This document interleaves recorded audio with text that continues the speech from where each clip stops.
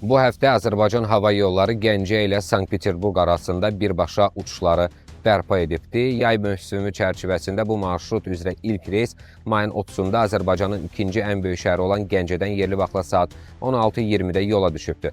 Aviaşirkətdən bildirilir ki, reyslər müntəzəm olaraq həftədə bir dəfə şənbə günləri həyata keçiriləcəkdir.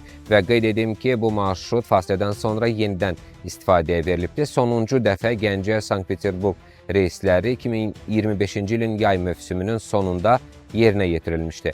Hava əlaqəsinin bərpası yay turizmi mövsümünün başlanması və ümumiyyətlə sərnişin axınının artacağı gözləntiləri ilə əlaqələndirilir. Yeni mövsümü reysin Azərbaycan və Rusiya arasında nəqliyyat əlaqələrinin daha da möhkəmlənməsinə, həmçinin hər iki şəhərin sakinləri üçün səyahət imkanlarının genişlənməsinə töhfə verəcəyi gözlənilir. Qeyd edim ki, Gəncə Azərbaycanın ikinci ən böyük əhəmiyyətinə görə aparıcı şəhərlərindən biridir və Gəncə ölkənin qərbində yerləşən iri sənaye və mədəniyyət mərkəzi də hesab olunur.